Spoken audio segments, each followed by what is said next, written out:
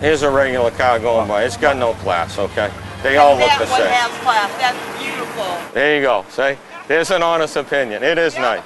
If they built cars like this, Ford wouldn't be going out, Chevrolet wouldn't be going out, Dodge wouldn't be going out.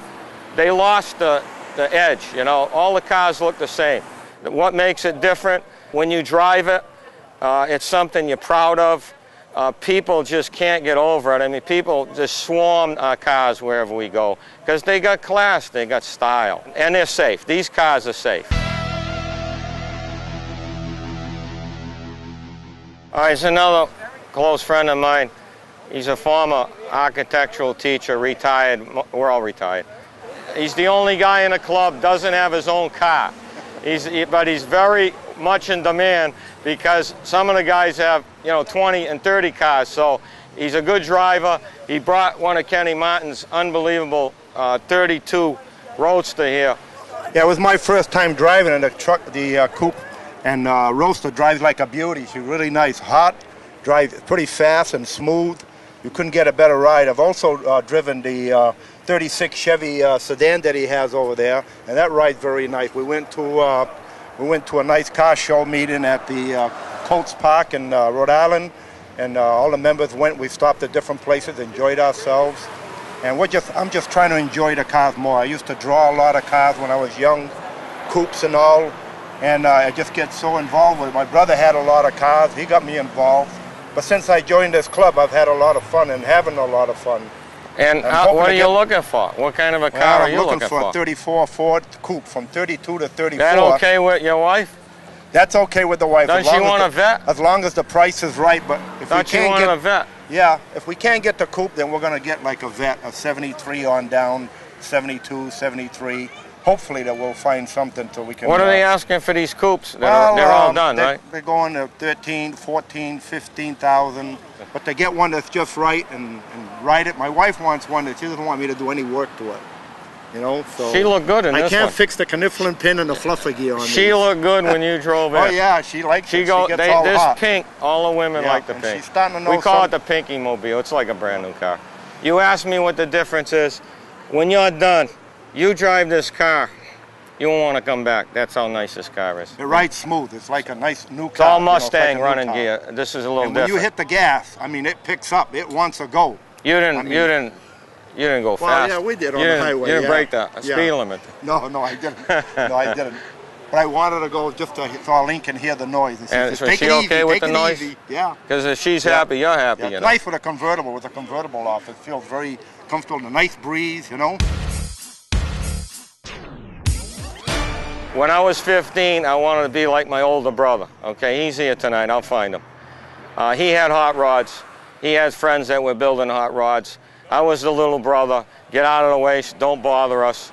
And you always want to be like your older brother. We grew up on a car lot just down the street here. My dad had a car lot, so we were around cars. It was just a matter of time. The following year, I was going to get my license. Back then, you couldn't buy a car, so no one had any money. So I started building a car. This is my older brother. This is the guy I told you about. Kind of inspired me. Of course, he had cars before I did. He's got a special car here that he bought at an auction, I believe. Right, Jim? Yes, I did. It's a 1930 Model A Roadster. It's a kit car. It's Pinto powered. It's very good on gas. That's the reason I haven't changed and put a big motor in it. I also have a 1940 Chevrolet sedan 6-cylinder. And also I have a 1964 Malibu. But this is the best one I like. I only use it in the summer. And I hardly ever take the top down. But it's a very, very reliable car. Never had any problems with it. It's got about 10,000 miles on the motor. And it's, like I say, it's very reliable. Brother, we're almost 6 years apart, so we were like on two different planets, you know. And some of the stuff I ended up doing as I got older was all the things he had already done 5, 6 years beforehand. So the thing I liked about my brother and his friends, again, they finished the cars. They didn't talk about it and they didn't brag about it. They just kept working until they finished the cars. The Corvettes he talks about, they used to buy Corvettes that were smashed up. He didn't tell you that. Where the whole front of the car was gone. And they'd rebuild the whole front of the Corvette and it looked like this car when they were done. So that takes talent. Most people quit. Most people in my generation, and my brother's only, like I say, 6 years older than me, it didn't matter even today. It's too hard to build one. Most people quit. My brother never quit, and neither did I, so that's why we're still into it. And it's a lot easier just to buy a car, though. That's right. But of course, when you're younger, you have the energy. You work on the cars 24 hours a day. That's true. But as you get older, you're limited as to the time you can put in. Plus, you have a family. Grandkids. Grandkids that, you know, you have other commitments. But when you're younger, it's just cars all the time. You and your cars. That was it. Yeah, it was cars all the time. Cars morning, noon, night. We had carburetors on our dresser, racing slicks in our closets. My mom, I just kind of think, she must have thought, my parents, I don't know if they must have thought the same thing with you, Jim. If they ever finish these cars, they're going to kill themselves. Because, I mean, we had racing parts in just bolting it on every night, bolting it on.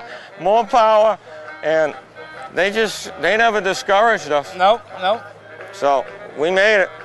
So we did something right. They did a lot right, too. This program is brought to you by MenuJoy.com. Where's your next meal coming from? MenuJoy shows you the menus, you decide where to eat. And by the Shawmut Diner, a landmark in New Bedford since 1954.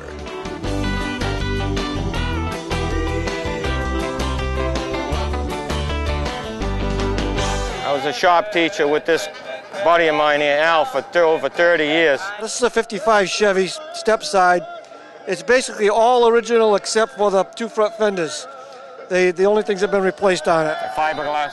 Yeah, those are fiberglass. A few of the things inside have been changed mechanically. Got a different engine, got a 283 engine, 4-speed transmission.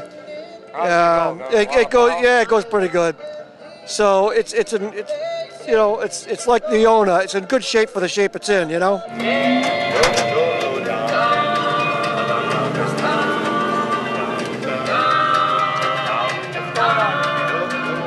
So what size is the motor, Al?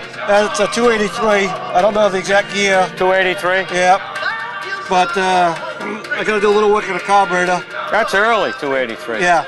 That would be like 57 Chevrolets, the first one to have it. Yeah. Goes back that far. Yeah, but they had this engine for a long time. This is a very good engine. 283 and 350s. Small blocks, Small Chevrolet, blocks, right? very good engines. But they still put them in the cars now, don't they, the vets? Yeah, but I think what happened is in the 283, in the 70s when you started with more and more pollution control, they couldn't get this one to meet the pollution standards at the time. Well, last but not least, this is my oldest friend. We were childhood buddies.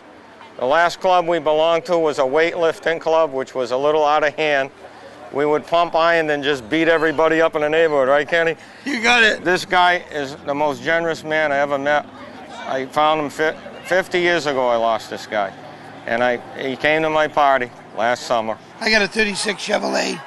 What do you call this car? You got a nickname? Yeah, Hot 36.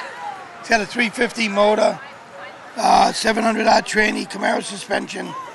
It's all Chevrolet. It's all Chevrolet. Everything's all steel Chevy. Body. Yep, steel body. Cruise control, tilt, air. It's really a nice car. Runs great. Who was driving? Wasn't I driving this the other night? Yeah, you were driving it the other night. And what were you driving?